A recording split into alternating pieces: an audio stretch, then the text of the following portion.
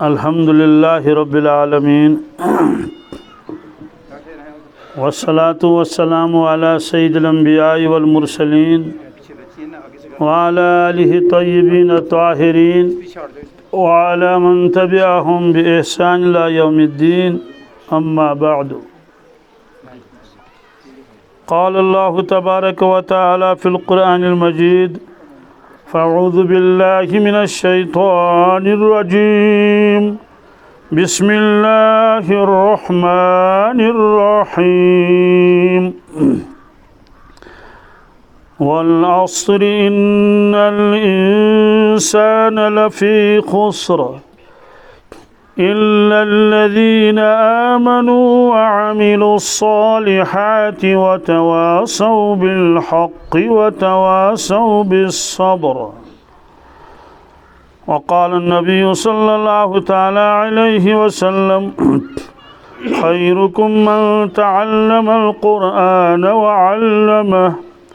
وقال النبي صلى الله تعالى عليه وسلم إن الله تعالى يرفع بهذا الكتاب أقواما ويضع به آخرين أو كما قال صلى الله تعالى عليه وسلم صدق الله المولانا العظيم وصدق رسوله النبي الأمي الكريم ونحن على ذلك من الشاهدين والشاكرين والحمد لله رب العالمين.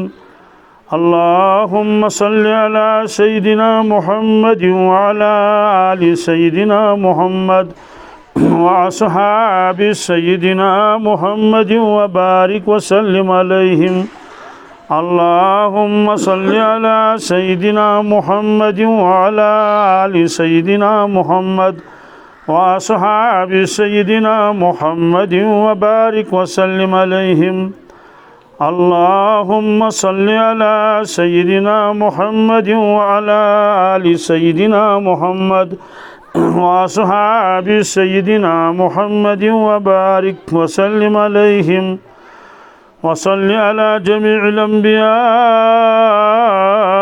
والمرسلين وعلى ملائكتك المقربين وعلى عبادك الصالحين وعلى آل طاعتك أجمعين وارحمنا معهم برحمتك يا أرحم الراحمين. رب اشرح لي صدري ويسر لي أمري واحلل عقدة من لساني يفقهوا قولي. رب يسر ولا تعسر ولا تنقص وتمم بالخير وبك نستعين يا فتاح يا فتاح يا فتاح.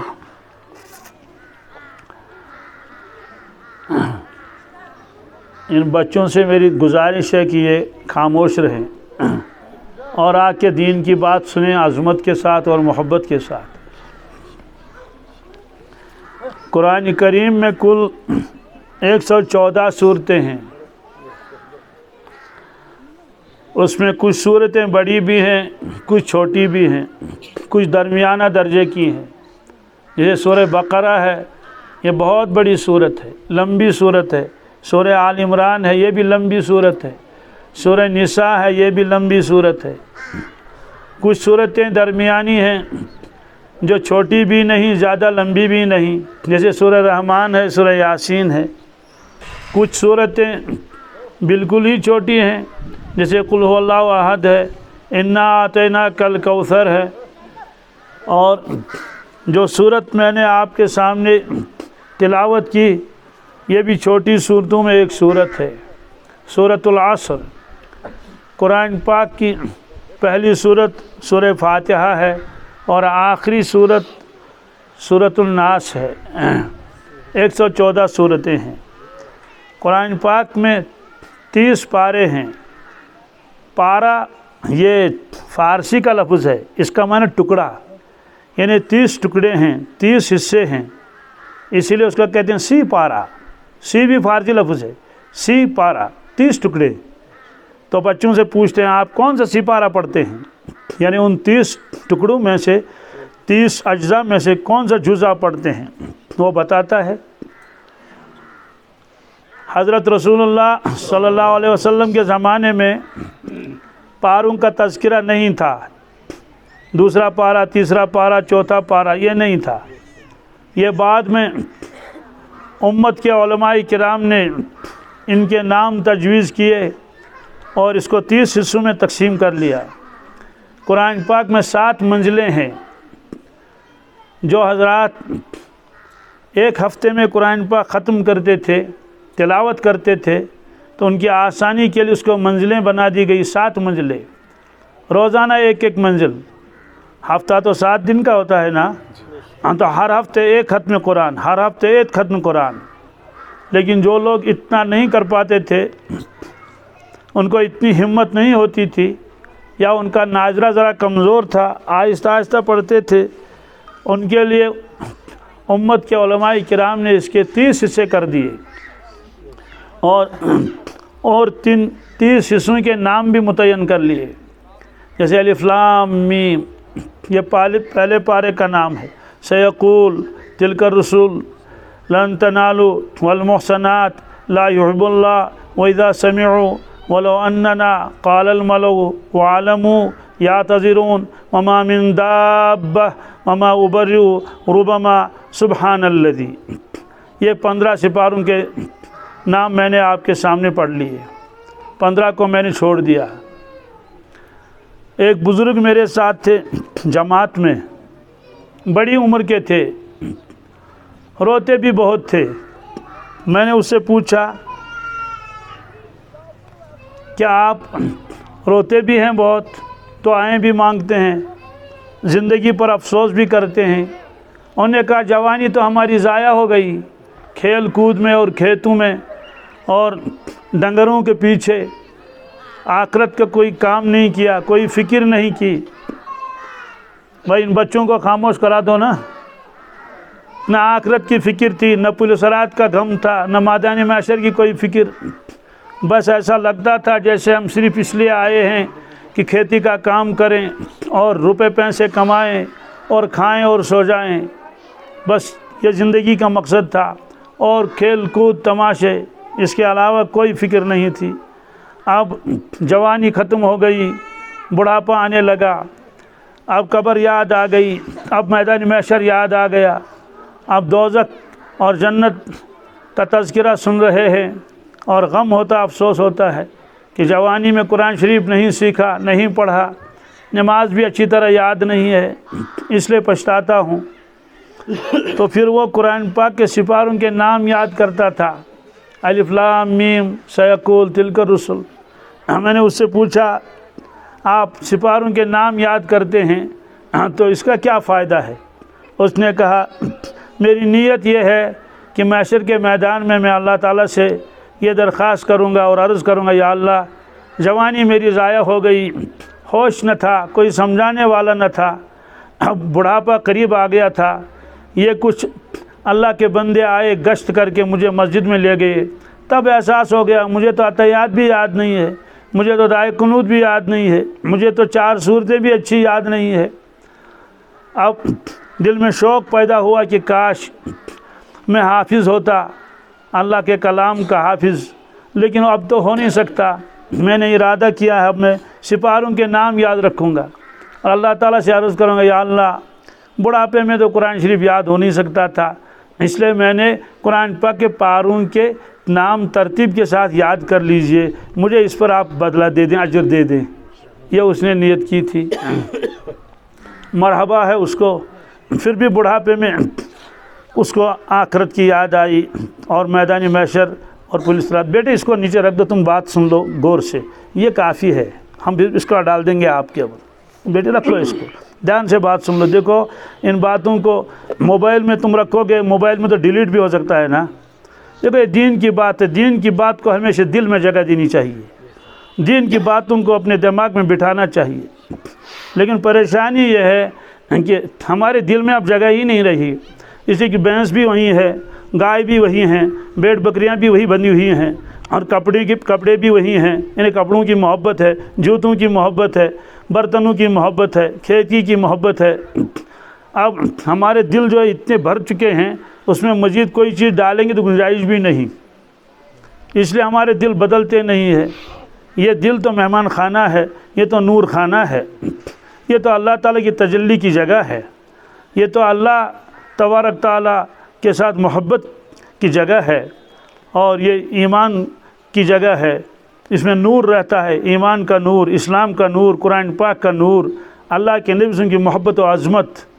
لیکن ظاہر سی بات ہے، جب دل کے اندر دوسری چیزیں ہوں گی تو مجھے بتائیے، اگر آپ کے مہمان خانے میں گائے بندھی ہوئی ہو، بھینس بندھی ہوئی ہو، اور وہاں پرانے کپڑے ہوں، اور یہ اردو والے کہتے ہیں لیتڑے اور چیتڑے اور ٹھیکرے، کہتے ہیں نا کہ جب بہو کو غصہ آتا ہے کہتے ہیں یہاں تھا کیا، 2 لیتڑے 2 چیتڑے اور 2 ٹھیکرے، یعنی کچھ تو وہ ٹوٹے پھوٹے برتن تھے، اور کچھ وہ پرانے جوتے تھے، اور کچھ پھٹے پرانے کپڑے تھے، یہاں تھا کیا، تو اس سے تو سب میں نے کیا۔ تو دل میں یہی سب چیزیں بھری ہوئی ہیں، اس لیے دل میں اب تجلی نہیں آتی ہے۔ آئے گی کیسے؟ جو مہمان کو ہم بٹھائیں گے یہاں بیٹھو، وہ کہے گا نا میں یہاں کیا بیٹھوں گا، یہاں تو گوبر ہے، یہاں تو مینگنیا ہے، یہاں تو بدبو آ رہی ہے، یہاں چوہا مرا ہوا ہے، یہاں گوبر ہے، یہاں دوسری چیزیں ہیں۔ اس لیے دین کو جب تک ہم دل میں نہیں بسائیں گے، اللہ کی محبت اور اللہ کے نبی صلی اللہ علیہ وسلم کی محبت کو جب تک دل میں نہیں بسائیں گے تو بہت مشکل ہے ہماری زندگی بدل جائے۔ تو بہرحال وہ بوڑھا شخص جو ہے وہ قرآن پاک کے سپاروں کے نام یاد کرتا تھا۔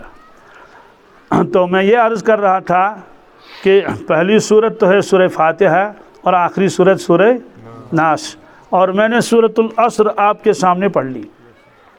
قرآن پاک کی یہ چھوٹی چھوٹی صورتیں ہر مسلمان کو زبانی یاد ہونی ضروری ہیں۔ پورا حافظ نہ ہو لیکن 1 پارہ 2 پارے یہ تو ہونے ہی چاہیے۔ حدیث پاک میں ہے، اللہ کے نبی صلی اللہ علیہ وسلم نے ارشاد فرمایا، جس سینے میں قرآن پاک کا کوئی حصہ محفوظ نہیں ہے، اس سینے کی مثال تو ویران گھر کی طرح ہے۔ جیسے اللہ تعالیٰ بچائے، کوئی گھر ویران ہو جاتا ہے، چھت گر جاتی ہے، دیواریں گر جاتی ہیں، وہ گھر رہنے کے قابل نہیں رہتا ہے، اس میں جھاڑ جھنکار اور کانٹے اگتے ہیں، اور اس میں جو ہے وہ جانور آ کے گندی چیزیں ڈالتے ہیں، کوا آتا ہے، چیل آتی ہے، کوئی چوہا گرا دیتا ہے، کوئی اور چیزیں۔ تو فارسی والے کہتے ہیں کھانے خالی را دیو میں گیرد، جو خالی مکان ہے تو اس میں جنات بیٹھتے ہیں، تو جنات بھی ہوتے ہیں۔ تو ایسے جس سینے میں قرآن پاک کا کوئی حصہ محفوظ نہیں ہو، تو آپ نے فرمایا اس کی مثال ویران گھر کی مثال ہے۔ شیطان اس پر مسلط ہو جاتا ہے، شیطان وہاں ڈیرا لگاتا ہے۔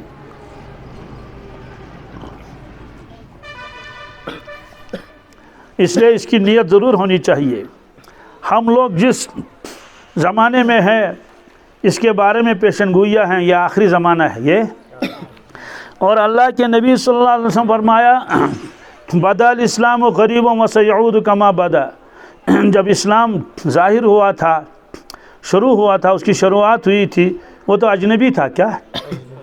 ظاہر سی بات ہے، اجنبی آدمی کو کون اپنے گھر میں جگہ دیتا ہے، چاہے وہ کتنا ہی قابل ہو، کتنا ہی بزرگ ہو، لیکن جب جان پہچان ہی نہیں ہے، آدمی سمجھے گا کہ یہ تو پتہ نہیں چور ہوگا، ڈاکو ہوگا، پتہ نہیں کون ہے کیا ہے، ہم جانتے نہیں اس کو، تو گھر میں اس کو کوئی جگہ نہیں دیتا اور اس کی قدر بھی نہیں ہوتی۔ آپ نے فرمایا کہ اسلام جب شروع ہوا تو لوگ اس کو اجنبی دیکھتے تھے، کوئی اس کے ساتھ دینے والا نہیں تھا، اس کی پشت پناہی کرنے والا کوئی نہیں تھا۔ ایک موقع پر اللہ کے نبی صلی اللہ علیہ وسلم نے مکہ شریف کے بڑے بڑے لوگوں کو جمع کیا، ان کی دعوت کی، ان کو کھانا کھلایا، اس کے بعد بیان فرمایا، واعظ فرمایا کہ لوگوں تم کلمہ پڑھ لو، اسلام قبول کر لو اور میرا ساتھ دے دو۔ بیٹے اس کو رکھ دو جیب میں، یہ جو آپ کے موبائل ہے نا ہاتھ میں رکھ دو، اس سے الجھن ہو جاتی ہے۔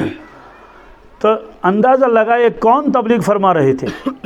اللہ کے نبی صلی اللہ علیہ وسلم، جن کے چہرے مبارک کو دیکھ کر اللہ یاد آتا تھا، ایسا نورانی چہرہ، ایسا پیارا چہرہ۔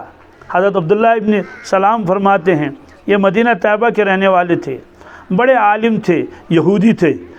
وہ فرماتے ہیں جب پہلی مرتبہ مکہ شریف سے مدینہ طیبہ تشریف لائے حضرت رسول اللہ صلی اللہ علیہ وسلم، آپ ایک مکان میں ٹھہرے ہوئے تھے، مجھے یہ اطلاع مل گئی، میں کھجور کے باغ میں تھا، کسی نے بتا دیا کہ ایک صاحب آئے ہیں مکہ شریف سے، ان کے آنے کا مدینہ طیبہ والوں کو انتظار تھا، اور وہ اپنے آپ کو کہتے ہیں میں اللہ کا نبی ہوں۔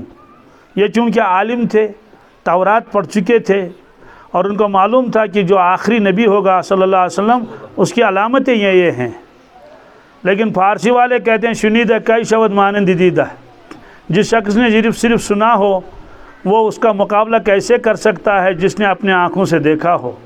بھائی ہم سب نے تو کعبہ سنا ہے، لیکن جو دیکھنے والے کے اوپر کیفیت ہوگی وہ ہمارے اوپر تو نہیں ہے نا۔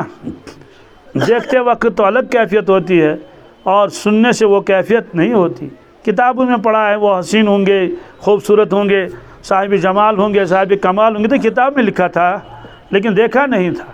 آپ نے تو حضرت عبداللہ ابن سلام فرماتے ہیں جب پہلی مرتبہ تشریف لائے میں ملاقات کے لیے حاضر خدمت ہوا کہ دیکھیں کون صاحب ہیں، کیا ہیں، کچھ ان کو سوالات بھی کر لیں تاکہ دیکھیں وہی ہے یا اور کوئی ہے۔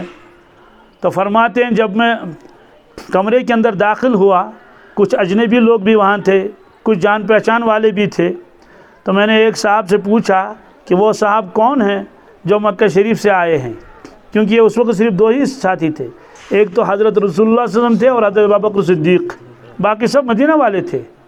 تو مجھے کسی نے دکھایا اشارہ کر کے یہ ہیں، یعنی اللہ کے نبی صلی اللہ علیہ وسلم کی تو اشارہ کیا۔ تو فرماتے ہیں کہ جب میں نے آپ کے چہرے مبارک کی طرف دیکھا تو میرے دل نے گواہی دی یہ سچا نبی ہے۔ کیا؟ میرے دل نے گواہی دے دی۔ کیوں کہ اگر یہ نعوذ باللہ من ذالک صرف دعویٰ کرتا ہوتا، یعنی اللہ نے اس کو نبی نہیں بنایا، یہ خود کہتے میں نبی ہوں، ایسا نورانی چہرہ کیسے ہو سکتا ہے؟ کیا ایک آدمی جھوٹ بولے اور اس کے چہرے پر ایسی رونق ہو سکتی ہے؟ کیسے ہو سکتا ہے؟ ظاہر سی بات ہے ایسا چہرہ مبارک تو کائنات میں کسی کا نہ تھا، نہ ہے، نہ ہوگا۔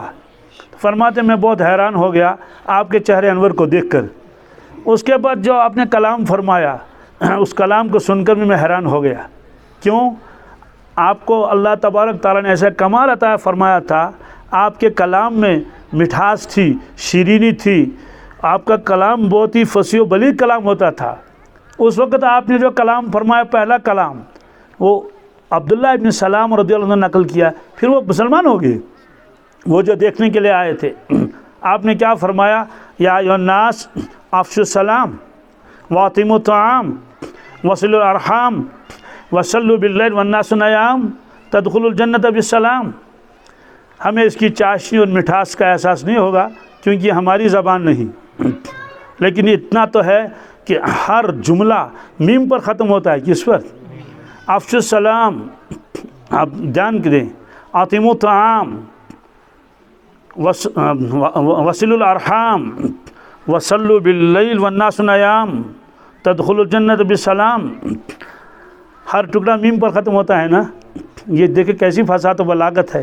اور بے تکلف ایک ہوتا ہے بناوٹ، زور زبردستی کر کے کلام بنا لا تاکہ لوگ تعریفیں بھی کر لے، ایک خود بخود فطرتاً، یہ دو چیزیں الگ الگ ہوتی ہیں نا۔ بھائی حلوہ میٹھا ہوتا ہے یا کھٹا ہوتا ہے؟ لیکن اگر اس میں مٹھاس نہ ڈالے کھٹائی ڈالے تو کھٹائی ہو جائے گا نا۔ تو ہر چیز میٹھی تب ہوتی ہے جب اس میں میٹھی چیز ملائی جائے۔ تو مجھے بتائیے شہد میٹھا ہوتا ہے یا کھٹا ہوتا ہے؟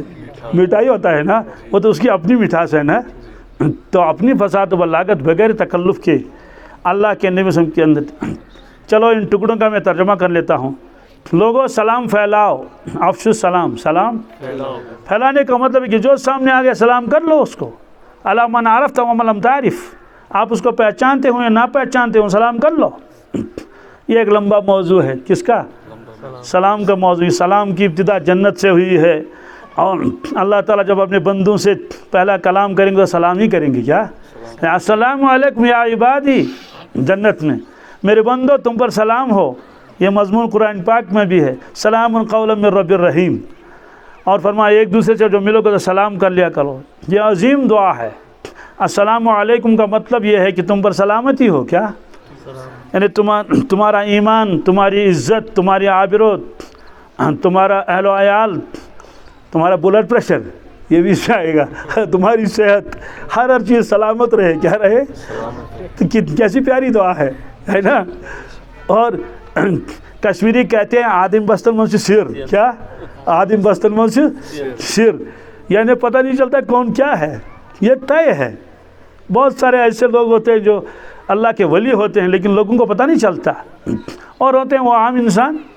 بعض لوگ تو بالکل ہی عام ہوتے ہیں کہ ان کو کوئی جانتا بھی نہیں لیکن وہ بہت اونچے ہوتے ہیں۔ تو اگر ایسا شخص ہمیں ملا اور ہم نے اس سے کہا السلام علیکم ورحمۃ اللہ اور نے واپس میں کہا وعلیکم السلام، تو اس کی دعا قبول ہو گئی نا، تو مفت میں تو سارے کام بن گئے۔ اسے سلام کرنے میں کوئی بخل نہیں کرنا چاہیے۔ تو افشوا السلام، اس موضوع کو میں نے چھوڑ دیا۔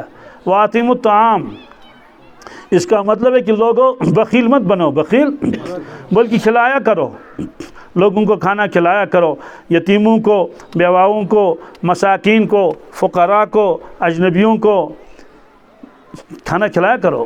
یا ایھا الناس افشوا السلام وَأَطْعِمُوا الطَّعَامَ وَصِلُوا الْأَرْحَامَ، کیا؟ رشتوں کو جوڑا کرو، کیا؟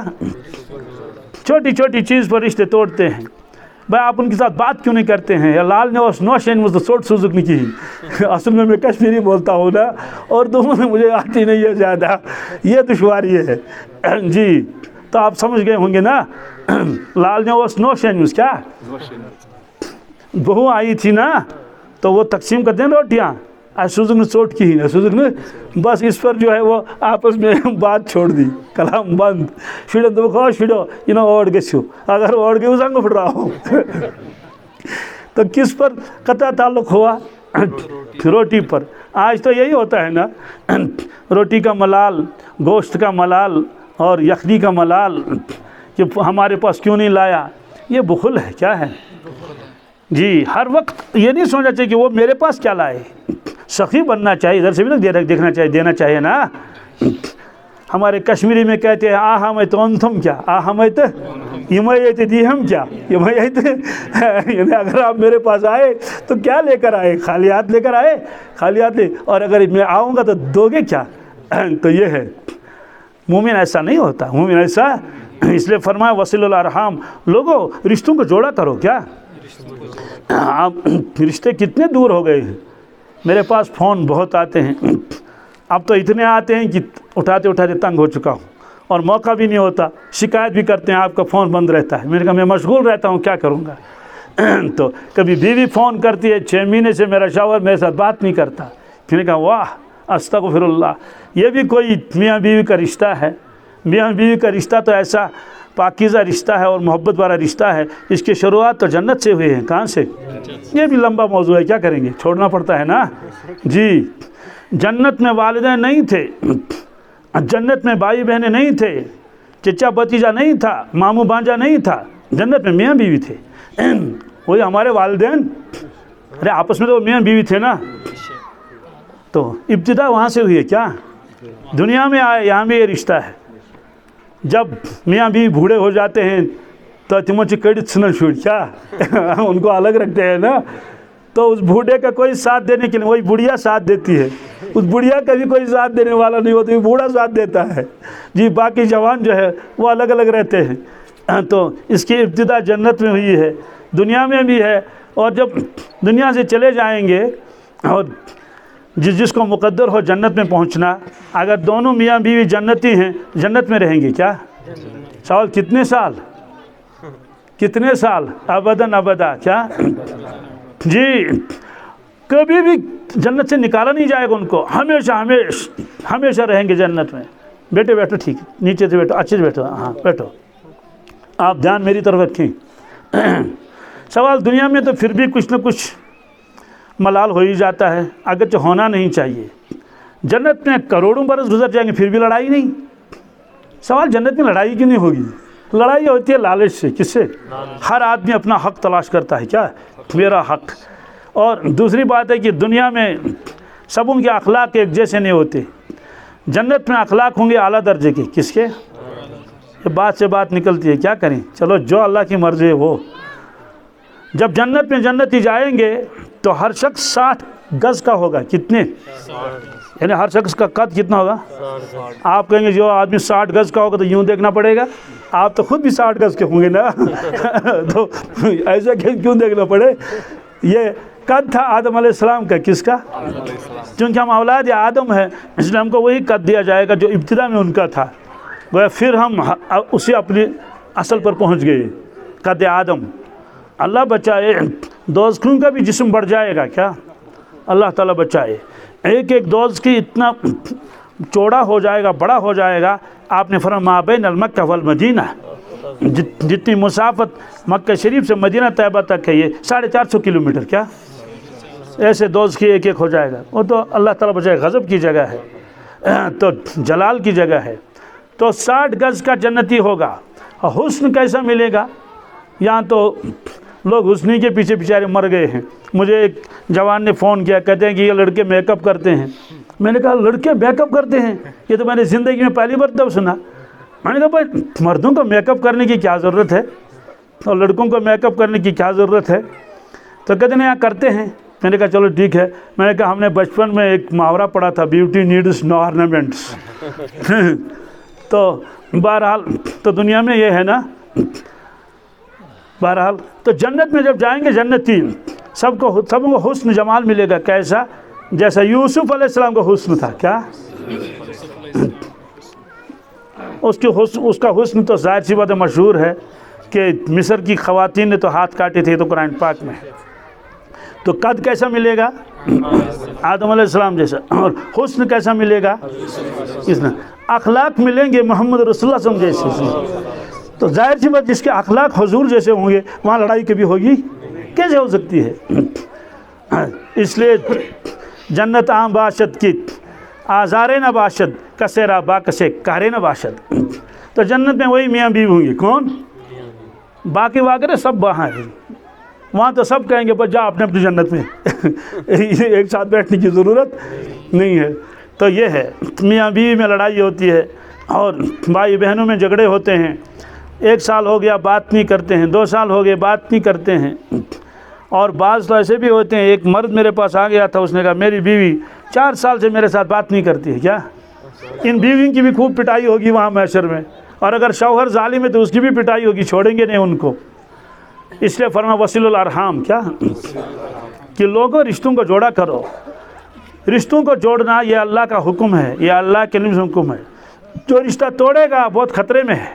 کیا جی کیا فرمایا اللہ کے نبی صلی اللہ علیہ وسلم نے؟ جب اللہ تبارک تعالیٰ نے مخلوق کو پیدا فرمایا، مخلوق کو عالم ارواح میں، تو رشتہ کھڑا ہو گیا۔ کون؟ رشتے کو اللہ نے کوئی دی ہوگی نا، کوئی جسم دیا ہوگا، کوئی شکل، تو رشتہ کھڑا ہو گیا۔ عجیب عجیب روایت ہے، بہرحال اس کو میں چھوڑ دیتا ہوں جو عجیب والی روایت ہے۔ تو ایسی جگہ پر رشتہ کھڑا ہوگا جہاں مظلوم کھڑا ہوتا ہے۔ کیا کون؟ بعض جگہ ہوتی ہے نا بھائی مظلوم وہاں کھڑا ہوتا ہے، تو جہاں مظلوم کھڑا ہوتا ہے وہاں کھڑا ہو گیا رشتہ۔ اللہ تعالیٰ فرمایا کیا بات، کیوں کھڑے ہو گئے؟ رشتے سے کہا۔ اس نے کہا میون کیا کرت، کیا میون نظراؤ گڑ مسئلہ، میرا مسئلہ پہلے حل کرو یا اللہ۔ کیوں؟ کہا لوگ تو مجھے وہاں روندیں گے پاؤں کے نیچے، آپس میں جھگڑے ہوں گے اور کیا کیا ہوگا، حقوق ادا نہیں ہوں گے۔ تو اللہ تعالیٰ فرمایا اچھا، کہا میرے ساتھ انصاف کر لو، اللہ تعالیٰ سے رشتہ کہہ رہا ہے۔ اس نے کہا ٹھیک ہے، کیا آپ راضی ہیں؟ کہ کس پر؟ کہا کہ من وصل کی وصلتہ ومن قطع کی قطعتہ، جو تجھے جوڑے اس سے اپنے سے میں جوڑوں گا، جو تجھے کاٹے اس سے میں اپنے سے کاٹ دوں گا۔ تو رشتے نے کہا بس کافی ہے میرے لیے یہی۔ مطلب تو یہ ہے کہ اب دنیا میں چاہے جو بھی ہو جائے، جو بھی، میں خاموش رہوں گا۔ رشتے نے کہا اور میں کچھ نہیں کہوں گا، کیونکہ آپ نے خود فرمایا جس نے جو تجھے کاٹے گا اس کو اپنے سے کاٹوں گا اور دور کروں گا۔ جی کچھ گناہ ایسے ہیں جس سے بندے کا تعلق اللہ سے کٹ جاتا ہے، کچھ گناہ ایسے ہیں جس سے بندے کا تعلق اللہ سے کٹ جاتا ہے، کچھ گناہ ایسے ہیں جس سے آدمی بے ایمان ہو جاتا ہے۔ اللہ تعالیٰ بچائے۔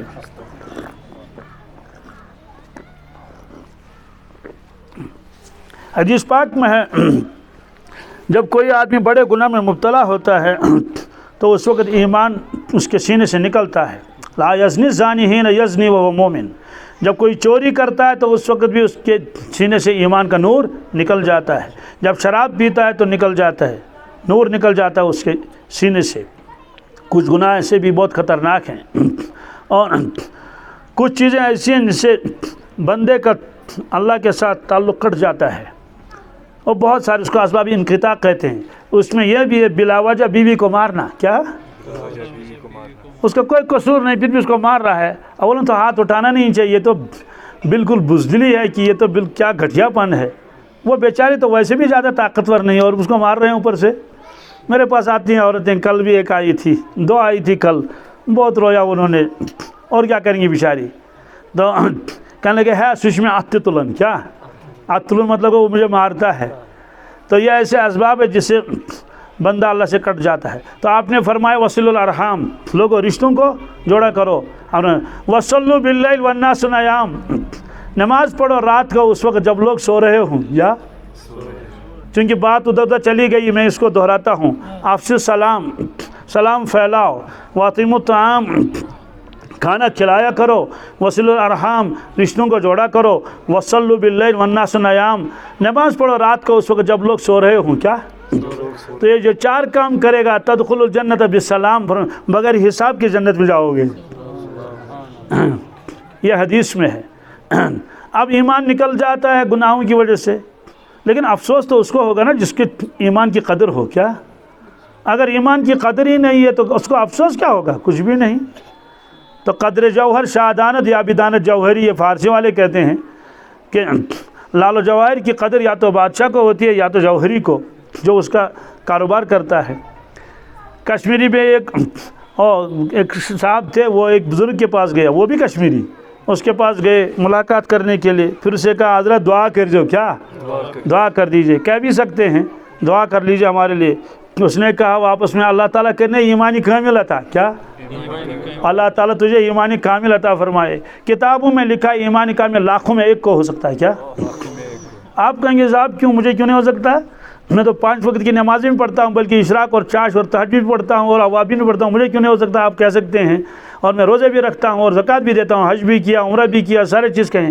ہم کہیں سارے کام کرتے ہیں، ہاں اچھا ایمان کامل، ہمسائے کا حسد ہے یا نہیں کہ اس کی بھینس زیادہ دودھ دیتی ہے، ہماری بھینس کم، اس کی بھینس مر جاتی تو اچھا تھا، اس کا بچہ بہت قابل ہے، فرسٹ ڈویژن لیتا ہے، اس کو یہ ہو جائے اور وہ ہو جائے، اور ہمسائے نے گاڑی لائی، دل میں وہ آ گیا کہ جس نے کیوں گاڑی لائی اور اللہ بچائے اس کا ایکسیڈنٹ ہو جائے، ایسا ہے حسد پھر آسکھنڈ ہی نہیں، تمہارے سارے اعمال چلے گئے، تمہارے سارے اعمال جی۔ تو حدیث میں ہے کہ ان الحسد یاکل الحسنات کما تاکل نار الحطب، حسد جو ہے یہ نیکیوں کو ایسے جلا کے رکھ دیتا ہے جیسے آگ لکڑیوں کو جلا کے ختم کر دیتی ہے۔ اور کبھی ایسا بھی ہوتا ہے کہ آپ کا بچہ ہے زیادہ قابل نہیں اور ہمسائے کا بچہ زیادہ قابل ہے، تو اس پر حسد آتا ہے۔ ایک احمق نے ایک بچی کو، وہ اس کے بچی کے ساتھ پڑھتی تھی اسکول میں، اب آج دیکھتے ہیں نا وہ پروگریس رپورٹ کس کے کتنے نمبرات ہیں، تو وہ بچی فرسٹ ہمیشہ فرسٹ ڈویژن پہلی پوزیشن۔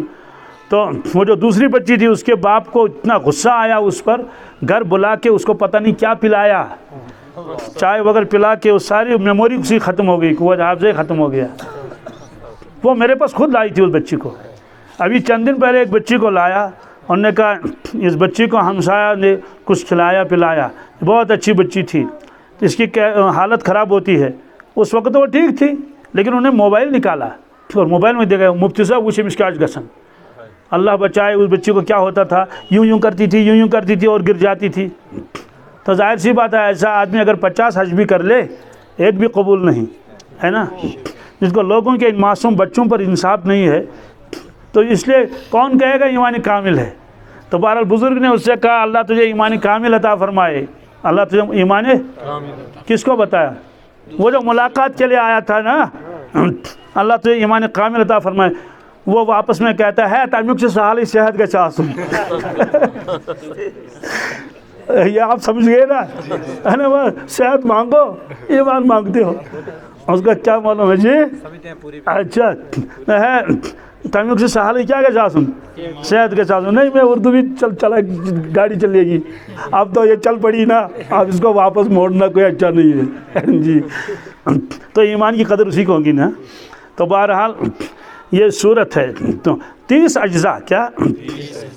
تو 1 مہینے میں قرآن پاک کا ختم کیا جاتا تھا، اس لیے 30 اجزاء اس کے بنا دیے گئے۔ تو جب ہم قرآن پاک کھولتے ہیں تو سب سے پہلے سورت کے اوپر سورت کا نام مبارک لکھا رہتا ہے۔ یہ نام مبارک اللہ کے نبی صلی اللہ علیہ وسلم کے زمانے سے ہی تھا۔ اس کے بعد اور 2 چیزیں لکھی رہتی ہیں، اس سورت میں رکوع کتنے ہیں اور اس میں آیتیں کتنی ہیں، ہو گیا جی۔ اس کے ساتھ ساتھ ایک اور چیز لکھی رہتی ہے، وہ میں بتانا چاہتا ہوں آپ کو۔ بعض صورتوں کے ساتھ لکھا رہتا ہے مدنی، کیا؟ بعض کے لکھنے کا مکی، مدنیتن یا مکیتن۔ سوال یہ کیا چیز ہے؟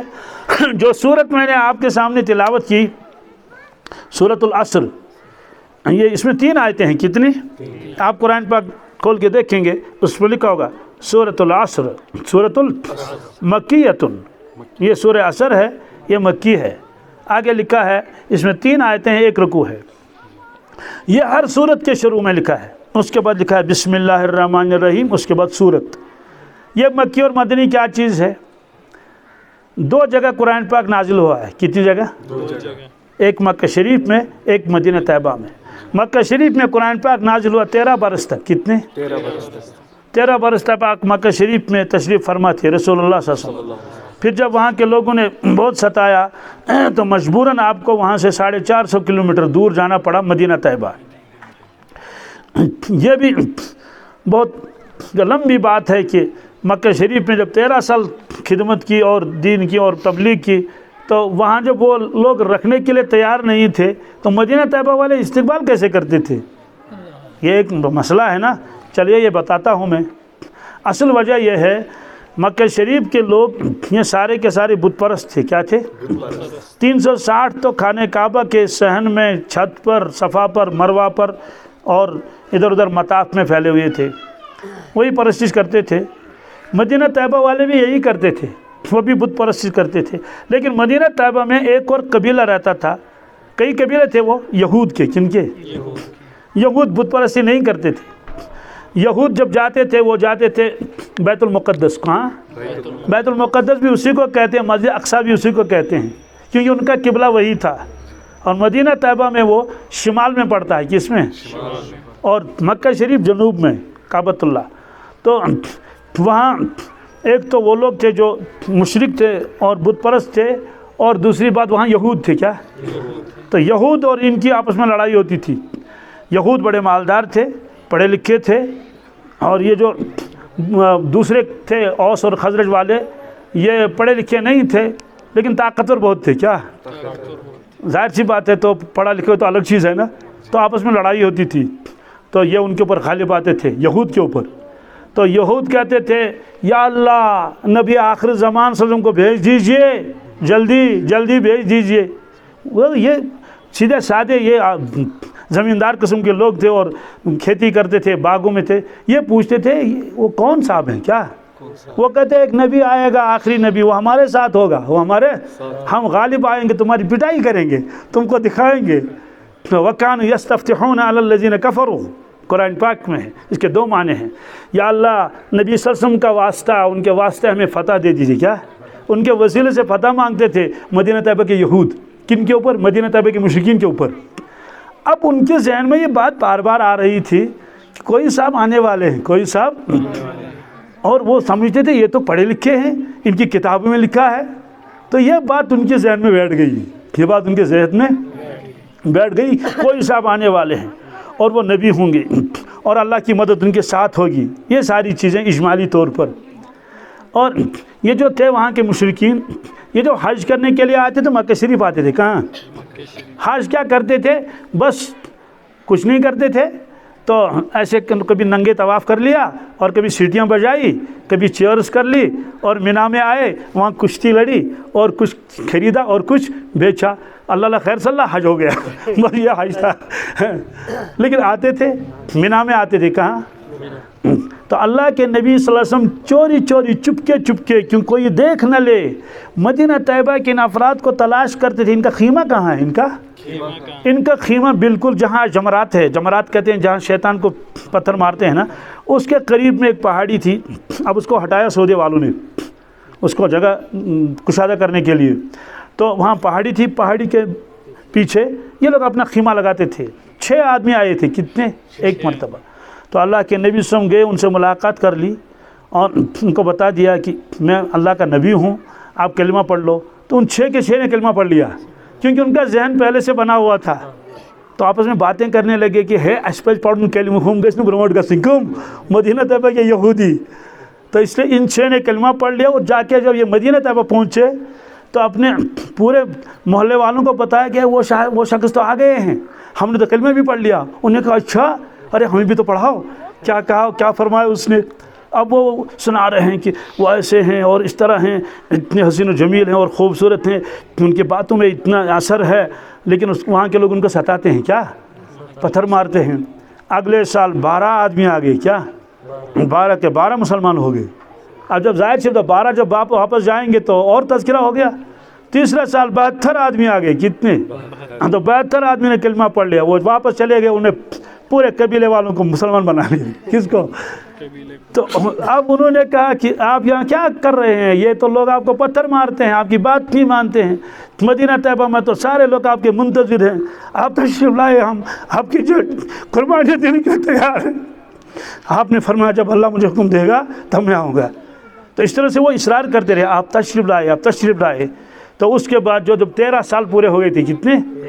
آپ چپکے سے نکلے مکہ شریف سے اور گئے مدینہ طیبہ. اس کو ہجرت کہتے ہیں. کیا ہجرت کہتے ہیں.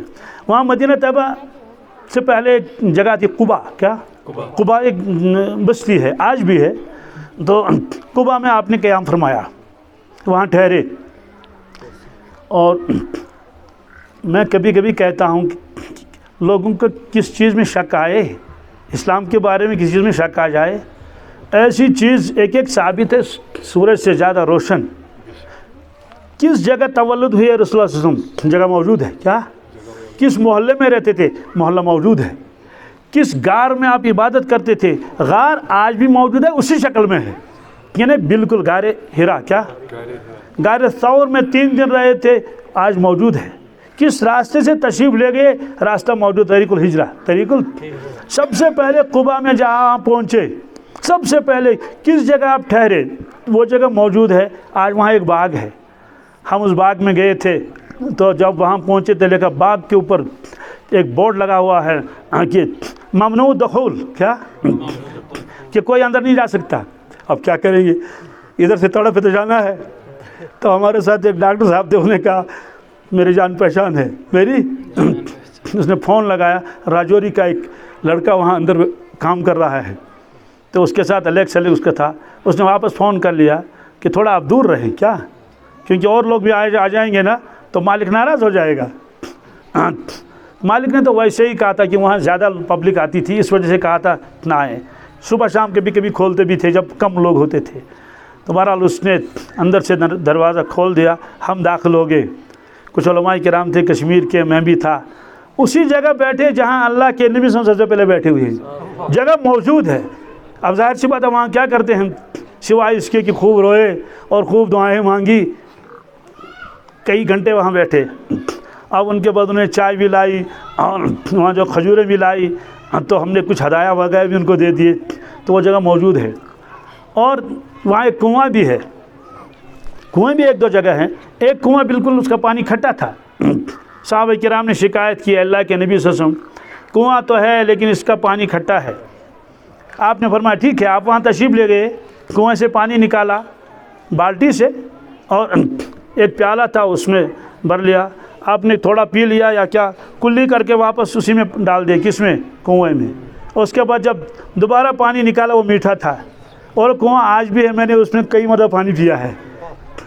میں نے کہنے کا مطلب یہ ہے کہ اسلام اتنا بالکل زندہ لگ رہا ہے نا، بالکل ایک چیز ثابت ہے. کیا؟ تو شک صبح کہاں گنجائش ہے. پھر آپ جب پہلے تشریف لے گئے تو کہاں پہنچے، پھر کہاں پہنچے. پھر جو پہلی مسجد آپ نے بنائی، خود اس کی سنگ بنیاد ڈالی، اس کا مسجد قبا کہتے ہیں. کیا؟ مسجد قبا موجود ہے. تو اس طرح سے شک شبہ کی کوئی گنجائش نہیں. تو دو جگہ قرآن پاک نازل ہوا ہے، ایک مکہ شریف میں، ایک مدینہ طیبہ میں۔ راستے میں بھی ہوا، ظاہر سی بات ہے، اس کا تو کوئی اعتبار نہیں۔ خیبر میں بھی ہوا ہے، 200 کلومیٹر دور ہے مدینہ طیبہ سے۔ تبوک 700 کلومیٹر دور ہے، وہاں بھی تھوڑا بہت نازل ہوا، لیکن ظاہر سی بات ہے اس کی تو مقدار تھوڑی ہے نا۔ تو دو شہروں میں یہ قرآن پاک نازل ہوا ہے، ایک مکہ شریف میں، ایک مدینہ طیبہ میں۔ تو ہجرت سے پہلے جتنا قرآن پاک نازل ہوا ہے اس کو مفسرین کرام نے لکھا مکی، کیا؟ مکیتن۔ اور ہجرت کے بعد قرآن پاک کا جتنا حصہ نازل ہوا اس کا کہا مدنی، کیا؟ مدنی۔ اور جو مکہ شریف میں جو صورتیں نازل ہوئی ہیں اس میں زیادہ عقیدے کا بیان ہے، کیا؟ عقیدے کا بیان ہے کہ اللہ وحدہ لا شریک ہے، مرنے کے بعد دوبارہ زندہ ہونا ہے، جنت ہے اور جہنم ہے، اور یہ ساری چیزیں ہیں۔ زیادہ زور اسی پر ہے کہ لوگ مانیں آخرت کو۔ مدینہ طیبہ میں جو قرآن پاک نازل، اس میں زیادہ احکامات ہیں، کیا ہے؟ اس میں زیادہ احکامات ہیں، ایسے کرو، حج کرو اور قربانی کر لو اور وہ اور یہ، کیونکہ یہاں ضرورت تھی عقیدہ درست کرنے کی، اور جب عقیدہ درست ہو چکا تھا تو اب تو احکامات کی ضرورت ہے۔ وہ جو مدینہ طیبہ والے تھے وہ تو مسلمان ہو چکے تھے پہلے، اس لیے وہ منتظر تھے۔ تو قباء میں آپ تھے تو روزانہ مدینہ طیبہ والے مدینہ سے قباء کی طرف آتے تھے دیکھنے کے لیے کہ شاید آج تشریف لائیں، شاید آج تشریف لائیں۔ کوئی فون وغیرہ تو نہیں تھا نا کہ آپ کہاں پہنچے، روزانہ جاتے تھے۔ بنو نجار ایک قبیلہ ہے، آج بھی ہے وہاں، آج تو بستی ذرا دور ہے، وہاں ایک اسکول بنا ہوا ہے، تو وہاں تک آتے تھے۔ تو اس طرح سے مدینہ طیبہ پہنچنے سے پہلے مدینہ والے مسلمان ہو چکے تھے۔ اب جو وہ یہودی تھے، کون؟ حسد کا ناس ہو، کیا؟ جی، تو بس جنہوں نے دیکھا کہ وہ صاحب تو آئے ہیں فوراً انکار کر لیا، کیا؟ جی، پہلے تو یہ کہتے تھے کہ وہ کب تشریف لائیں گے، ہم کلمہ پڑھیں گے اور جانے نشاور کریں گے۔ جب وہ تشریف لائے تو مخالفت شروع کر دی۔ تو بہرحال یہ جو صورت میں نے آپ کے سامنے تلاوت کی، یہ قرآن پاک کی صورت ہے، اس کے اوپر آپ جا کے دیکھیں گے، مکیتن، کیا؟ گویا یہ صورت جو ہے ہجرت سے پہلے نازل ہوئی ہے مکہ شریف میں۔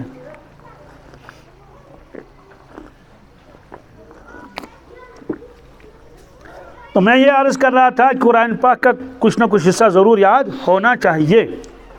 کیوں؟ ہم اس دور میں ہیں جس کو قرب قیامت کا دور بتایا گیا، کہ جس طرح سے اسلام پہلے آیا تھا لوگ اس کی قدر نہیں کرتے تھے، وَسَيَعُودُ غریبا، پھر ایسا ہی ہوگا، کیا؟ جی، یہ اجنبی بنے گا، کوئی اس کو اپنے گھر کے اندر آنے کی وہ روادار نہیں ہوگا، اجازت نہیں ہوگی کہ میرے گھر میں دین آ جائے۔ دین سے ایسے اللہ تعالیٰ بچائے نفرت ہوگی۔ اور آپ نے فرمایا، اور یہ روایت لکھی ہوئی ہے مدینہ طیبہ میں، مسجد نبوی میں، ریاض الجنت میں، کس میں؟ پیتل کے ٹکڑوں سے۔ کس سے؟ یعنی قلم سے نہیں، پیتل کے ٹکڑے آپ سمجھتے ہیں نا، سرتل ہنتم بنے، پیتل کے ٹکڑوں سے لکھی ہوئی ہے، دروازہ بنا ہوا ہے اس میں بغیر کیواڑ کے، تو پٹے ہو رہی، تو اس میں لکھا ہے ان الایمان لا یارث المدینۃ کما تارث الحیۃ الاجورھا، کہ ایمان واپس آئے گا، کیا؟ ایمان واپس آئے گا، یعنی اس وقت ایمان مشرق میں بھی ہے، مغرب میں بھی ہے، جنوب میں بھی ہے، شمال میں بھی ہے، اور کہاں کہاں نہیں ہے، ہر بر اعظم میں ہے، بر اعظم افریقہ میں ہے، ایشیا میں ہے، کہاں کہاں ہے، جگہ جگہ ایمان والے نظر آئیں گے، لیکن ایمان واپس آئے گا، کیا؟ ختم ہوتا جائے گا۔ فرمایا الی المدینہ، کیا؟ وہ مدینہ آئے گا واپس، جیسے سانپ واپس آتا اپنی بل میں، اپنی سوراخ میں۔ سانپ کس کا؟ تو سانپ کے ساتھ تشبیہ دے دی۔ لوگ سانپ سے ڈرتے ہیں، یہ دشمن ہے، تو اس زمانے کے لوگ کہیں گے دین سے دشمن، کیا؟ اس لیے ہمارا بچہ اگر ذرا لگ گیا مکتب کی طرف تو شاید یہ انجینئر اور ڈاکٹر نہیں بنے گا۔ مول سے تو ہے سوری کو پوزو ایگو پات ایگو۔ جی، ایک جگہ مکتب تھا، اس میں ایک جوان آتا تھا سویرے سویرے پڑھنے کے لیے، تو راستے میں ایک شیطان بیٹھا ہوتا ہے۔ شیطان میں اس لیے کہا کہ انسانوں میں بھی شیطان ہوتے ہیں، جو اللہ سے روکے شیطان ہی تو ہو سکتا ہے نا۔ وہ اس سے کہنے لگا کوچ گژھن بچس گژھان صبح یتھ مکتبس مز قرآن شریف پڑھنے، سو گۄڈٕ بنا پنن کیریئر، کیا بنا؟ کیا یہ کیریئر نہیں تھا؟ تو وہ پھر آیا ہی نہیں، وہ پھر جہاں جاتا تھا نہیں آیا، یہ راستے میں بیٹھا ہوا ہے۔ تو ہم اس زمانے میں ہیں جس کے بارے میں پیشن گوئیاں ہیں، لوگ اس کو گھروں سے نکال دیں گے۔ تو فرمایا جیسے سانپ واپس آتا اپنی بل میں، تو پھر ایمان نہ مکہ میں رہے گا، نہ طائف میں رہے گا، نہ جدہ میں رہے گا، صرف مدینہ میں. کیا پھر وہاں بھی ختم ہو کے پھر قیامت آئے گی. تو میں یہ عرض کر رہا تھا قرآن پاک اپنے بچوں کو پڑھانا ضروری ہے. کیوں؟ اس لیے کہ ہم دور ہو رہے ہیں قرآن پاک سے. میرے پاس ایک جوان آیا 28-30 سال کا. اس نے کہا میرے کمر میں درد ہے، میری عادت ہے میں کلمات دیتا ہوں پڑھنے کے لیے، چھاپ کے رکھے ہیں بہت سارے کہ یہ پڑھ لو، یہ فلاں بیماری کا علاج ہے، یہ فلاں کا علاج ہے. تو میں نے اسے کہا کہ تم سورہ الم نشرح لک صدرک کا پڑھ لیا کرو. 28-30 سال کا جوان ہے، داڑھی بھی تھی. تو میں نے کہا یہ پڑھ لو. اس نے کہا مجھے یاد نہیں ہے. مجھے ٹھیک ہے، الم نشرح لک صدرک کا سب کو یاد نہیں ہوتا. تو میں نے اس سے اتفاقاً میں نے پوچھا، ویسے میری پوچھنے کی عادت نہیں ہے، میں نے اس سے پوچھا پارے عام کی کتنی صورتیں یاد ہیں؟ پارے عام میں نا آخری پارہ میں کتنی صورتیں پارے عام کی یاد ہیں؟ کوئی بتاتا میری 15 صورتیں یاد ہیں، کوئی 20 صورتیں بتا. اس نے کہا کوئی نہیں. کیا؟ میں نے کہا اللہ کے بندے کوئی نہیں. فلق اور ناس یاد نہیں ہے تو کیا ہو گیا؟ اس نے کہا یہ بھی مجھے یاد نہیں. کیا؟ اللہ مجھے گواہ ہے. تو اس کے بعد یعنی کوئی 7-8 سال کا بچہ نہیں تھا، 28-30 سال کا نوجوان، وہ پڑھا لکھا.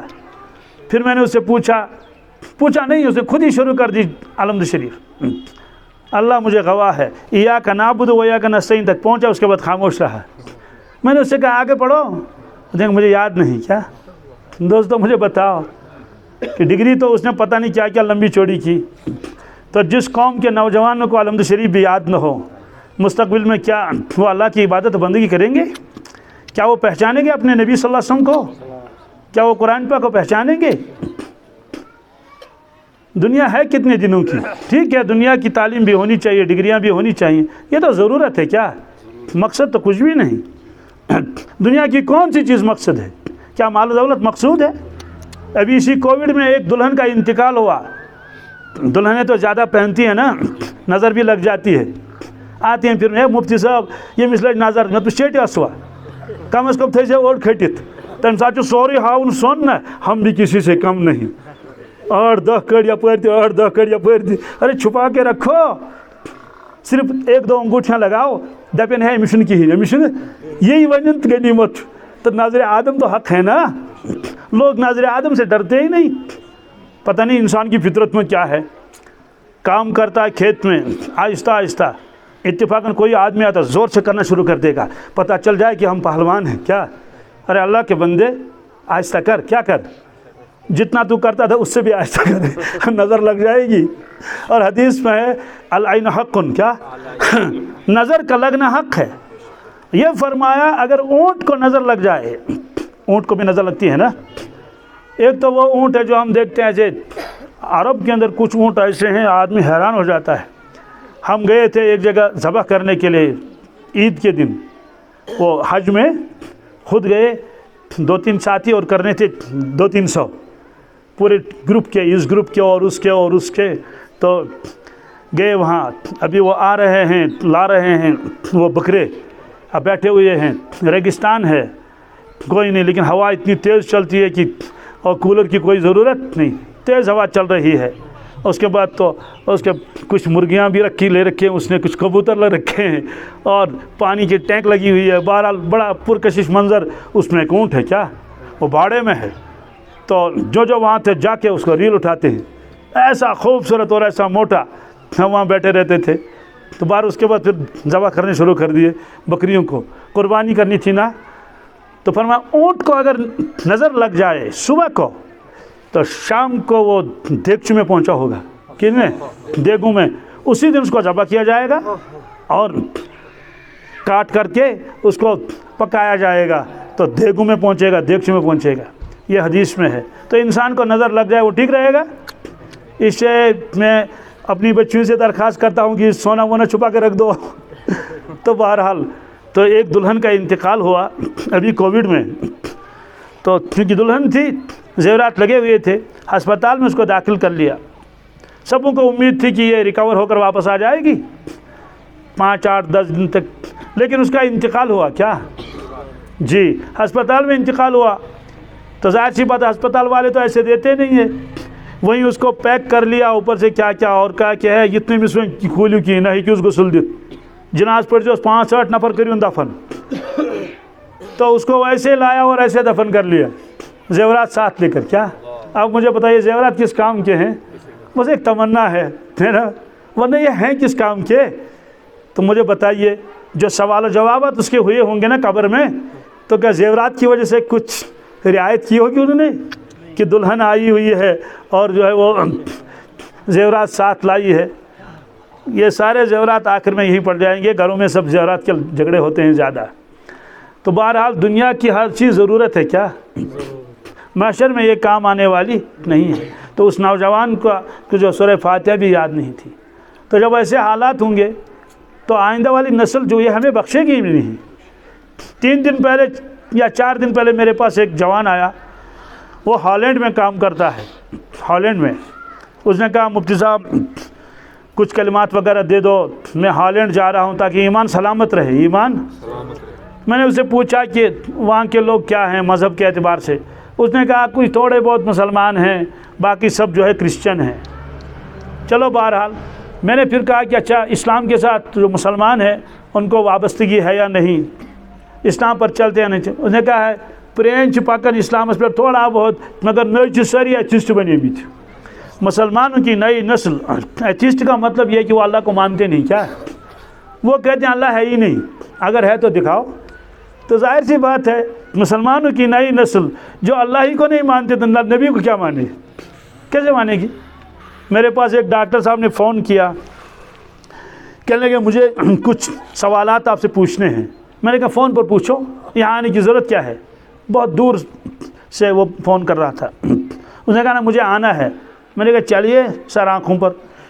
اب میں نے دیکھا نہیں تھا اس کو. ایک دن وہ آ گیا، وہاں اور بھی مہمان تھے، تو میں نے تعارف کیا کہ آپ کہاں سے تشریف لائے، آپ کہاں سے تشریف لائے، کیا کام ہے؟ انہوں نے کہا میں وہ فلاں ڈاکٹر صاحب ہوں جس نے آپ کو فون پر بتایا تھا کہ مجھے سوالات ہیں. میں نے کہا ہاں. میرے ڈاکٹر صاحب آئیے، کچھ چائے وغیرہ بھی پلائی اس کو. میں کیا سوال پوچھنے؟ اس نے کہا تنہائی میں، کیا اکیلے میں کہ یہاں اور بھی ہیں؟ میں نے کہا پھر انتظار کر لو. تو مہمان حضرات تھے وہ بھی چلے گئے، کچھ طلباء تھے سبق پڑھنے کے لیے آئے تھے یہ بھی چلے گئے. اب وہ اور میں نے ڈاکٹر صاحب پوچھ لو کیا ہے. میں نے کہا ہزاروں مسائل ہوتے ہیں نا، کسی میں گھر کے جھگڑے ہوتے ہیں، کسی کا نکاح نہیں ہوتا ہے، کسی کا کچھ ہوتا ہے. میرے ذہن میں یہی تھا، یہی کچھ بتائے گا یہ. اس نے کہا مجھے پوچھنا ہے. میں نے کس کے بارے میں کہا؟ اللہ تعالیٰ کے بارے میں. کس کے؟ میں نے کہا اللہ تعالیٰ کے بارے میں کیا پوچھنا ہے؟ اس نے کہا اللہ ہے یا نہیں ہے؟ کیا؟ میں نے کہا کیوں نہیں ہے؟ ظاہر سی بات ہے ہم ہیں. کیا ہم؟ ناز ہے ہم کو، ہم ہیں. ہمارا خالق نہیں ہے کیا؟ کیسے ہم خود بن گئے؟ ہمارا دانت ہم نے خود بنایا ہے کیا؟ ہماری آنکھیں خود بنی ہوئی ہیں کیا؟ تو بہرحال اس کے ساتھ بات ہوئی لمبی. وہ اللہ کو مانتا نہیں تھا. پھر میں نے اللہ کے نبی صلی اللہ علیہ وسلم کے بارے میں اس سے پوچھا، قرآن کے بارے میں. تو جو اللہ ہی کو نہیں مانتا قرآن کو کیا مانے گا؟ اس کے بعد اللہ کے نبی صلی اللہ علیہ وسلم کے بارے میں نے اس سے پوچھا، وہ خاموش رہا. میں نے اس سے پوچھا ڈاکٹر صاحب آپ مسلمان گھر میں پیدا ہوئے ہیں اور آپ کے والدین اور آپ کا سارا خاندان تو مسلمان ہے، آپ جتنی شک و شبہ کی وادی میں کیوں پڑ گئے ہیں کہ آپ اللہ کو بھی نہیں مانتے؟ تو انہوں نے کہا یہ میرا قصور نہیں. کیا آپ کا دھیان میری طرف ہے نا؟ یہ میرا قصور نہیں. میں نے کہا پھر کیا؟ یہ میرے باپ کا قصور ہے. کیوں؟ کہ میرے باپ نے مجھے پابندی لگائی تھی آپ مسجد میں نہیں جا سکتے بچپن سے آج تک. تجھے ڈاکٹر بننا ہے، تجھے میں کسی دینی مجلس میں نہیں جا سکتا تھا، میں کسی دینی کتاب کو ہاتھ نہیں لگا سکتا تھا، میں نے قرآن شریف نہیں پڑھا ہے. تو میرے باپ کو بھی تمنا تھی، اس کی تمنا پوری ہوگی. میں نے کہا ہاں اس کی تمنا پوری ہوگی، تیرے ایمان کا تو اس نے ناش کر دیا. دوستو اندازہ لگائیے آپ. تو میں نے اس سے پوچھا، وہ جو ہالینڈ میں کام کرتا ہے، اس نے کہا کہ نئی نسل مسلمانوں کی سب ایتھیسٹ ہے، اللہ کا کوئی ماننے والا نہیں. اور کرسچنوں کے بچے بھی ایتھیسٹ ہیں، وہ کہتے ہیں یہ کچھ نہیں تو خود قدرت بن گئی ہے. کتنا بڑا دھوکہ ہے. قرآن پاک میں ایک آیت ہے، کیا عجیب آیت ہے، اللہ اکبر. جب اس آیت کو میں پڑھتا ہوں تو سوچتا رہتا ہوں. دیکھیے آیت کیا ہے. اس وقت دنیا میں شاید اس سے پہلے یہ ٹیکنالوجی وغیرہ اس کا علم اس سے پہلے دنیا میں ایسا، ارے پہلے ہی بتاتے ہیں کہ فلاں تاریخ کو بارش ہوگی. اس سے پہلے کون بتا سکتا تھا؟ ہاں صاحب کشف تو بتا سکتا تھا، جیسے شیخ عبدالعزیز دباغ پہلے بتاتے تھے بارش ہوگی. وہ تو کشف کرامات والے ہیں، لیکن ہم تو تھوڑے بتائیں گے۔ تو اتنا علم ہے کہ انسان کو تولا ہے کیا ہے نا، کہ اس کا مائنڈ کتنا ہوتا ہے، اس کا وہ کتنے ہوتے ہیں، اس کی رگیں کتنی ہے، اور کیا کیا، اللہ اکبر۔ اور پھر آسمان اور زمین۔ میرے پاس ایک جوان آیا تو اس نے پی ایچ ڈی ختم کیا تھا، تو الیک سلیک ہوا، میرے ساتھ اٹھتا بیٹھتا ہے، تو تھوڑا دور رہتا ہے 20-22 کلومیٹر، تو بہت دنوں سے نہیں آیا۔ اس نے کہا میں ایگزام میں تھا، وہ میں نے چلو ٹھیک ہے۔ میں نے کہا آپ کیا کیا؟ کہ میں نے پی ایچ ڈی کیا۔ میں نے کہا کس سبجیکٹ میں؟ تو اس نے کہا میکونکس کیمسٹری۔ کیا کیوں؟ تو میں نے سوچا کہ زاریول تش کیوں مجھے زاریول تش مو تش بمبور تش تلڑ تش۔ میں نے کہا یہ سارے کیڑے ہیں نا۔ میں نے کہا بیٹے کس کیڑے پر آپ نے پی ایچ ڈی کیا؟ اس نے کہا کہ سچنیوں سے بوز نہیں اس کے تو مائکروسکوپ لگانا پڑتا ہے خوردبین۔ اب دیکھیے ایک ایسا کیڑا ہے جو آنکھوں سے نظر نہیں آتا ہے، اور جب تک آدمی مائکروسکوپ نہیں لگائے گا تب تک وہ نظر نہیں آئے گا۔ اس پر اس نے 3 یا 4 سال لگائے کیا، کہ وہ زندگی کیسا گزارتا ہے، وہ پیدا کیسے ہوتا ہے، وہ مرتا کیسے، اس کی غذا کیسی ہے۔ بہرحال تو اس وقت تحقیق کا زمانہ ہے نا، راکٹ بن گئے، ہوائی جہاز بن گئے، اور کیا کیا بن گئے، اور یہ موبائل طوفان اس نے تو سب کی چھٹی کر دی کیا۔ میں کبھی سوچتا ہوں پہلے ٹارچ ہوتی تھی، اس نے کہا ٹارچ کا کام میں خود کروں گا، چل بیٹھ۔ تو ٹیپ ریکارڈر ہوتا ہے، اس نے کہا وہ کام بھی میں کر لوں گا، آل ان ون کیا، سب کو پیچھے کر دیا۔ اور کیلکولیٹر ہوتا تھا، اس نے کہا وہ کام بھی میں کر لوں گا۔ کتابیں ساتھ لے جانی پڑتی تھی، اس نے کہا لائبریری کو وہیں رکھ دو، میں اکیلا ہوں کیا۔ یہ تو طوفان ہے، ریکارڈنگ بھی کرتا ہے اور فوٹوگرافی بھی کرتا ہے اور کیا کیا کرتا ہے، اور پتہ نہیں بھی کیا کیا آئے گا۔ میرے ساتھ میں میری عادت ہے، میں صبح فجر کے بعد ٹہلتا ہوں، اس میں کچھ اوراد و وظائف پڑھتا ہوں، رات شریف پڑھتا ہوں، کبریت احمد پڑھ لیتا ہوں، اور سورہ یاسین، بہرحال چلتا رہتا ہوں۔ تو میرے ساتھ ایک مہمان آیا تھا چند دن، تو وہ یہ نکالتا تھا یہ موبائل، اس میں کہا رہتا تھا کتنے قدم آپ چلے کیا۔ پھر وہ کہتا تھا کہ آج کو چارب کوتا 2 دندر کیا، یہ بھی لکھا تھا۔ تو میں اسے پوچھتا تھا دیکھو آج کتنا چلا۔ کہتے ہیں نا کہ بھائی جو موٹا ہوگا وہ کیا کرے، تھوڑا دوڑے تاکہ اس کا وزن کم ہو جائے۔ تو یہ موبائل خود بتاتا ہے کہ آپ کا وزن جو ہے وہ کہ آج کتنا وہ کم ہو گیا۔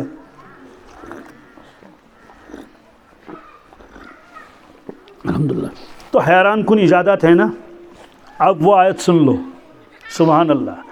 بل ادارک علمہم فی الآخرہ، بل ادارک علمہم فی الآخرہ۔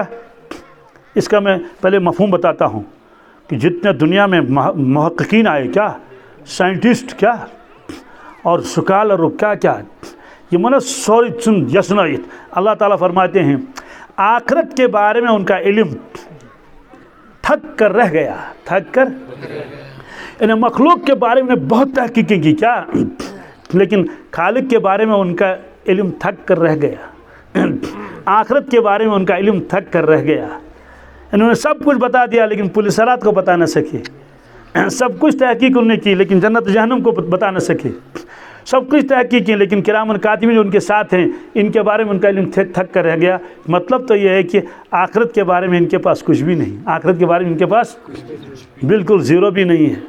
یہ اس کی وجہ بھی ہے، اس کی وجہ ہے قرآن پاک میں ہے وما خلقت الجن والانس الا لیعبدون۔ اللہ تعالیٰ فرماتے ہیں میں نے انسان اور جنات کو بنایا اپنی عبادت کے لیے، کس کے؟ تو حضرت عبداللہ ابن عباس جو راس المفسرین کہلاتے ہیں اور حضرت رسول اللہ صلی اللہ علیہ وسلم کے چچا زاد بھائی ہیں اور سید المفسرین ہیں، تو وہ فرماتے ہیں وما خلقت الجن والانس الا لیعرفون، میں نے انسان اور جنات کو بنایا تاکہ وہ مجھے پہچانے، کیا وہ مجھے پہچانے۔ تو اب کیسے پہچانے اللہ تعالیٰ کو؟ کہ مخلوق کو دیکھو، کیا جب مخلوق ایسی تو خالق کیسا ہوگا۔ افلا ينظرون الى الابل كيف خلقت، اہل عرب کو کیا ہو گیا، ان کے سامنے اونٹ ہے، وہ غور نہیں کرتے اونٹ کیسا بنایا اللہ تعالیٰ نے، 8 دن تک پانی نہیں پیتا ہے، اسے کہتے ہیں یہ ریگستان کا جہاز ہے، کیا ہے جی، شپ آف ڈیزرٹ، تو یہ ریگستان کا جہاز ہے، پیتا ہی نہیں اللہ کا بندہ، ایسی ٹینکی اندر رکھی ہے۔ اللہ تعالیٰ فرماتے ہیں اس کو غور نہیں کرتے، اونٹ سامنے ہے، جس نے اونٹ کو بنایا وہ کیسا ہوگا قدرت والا۔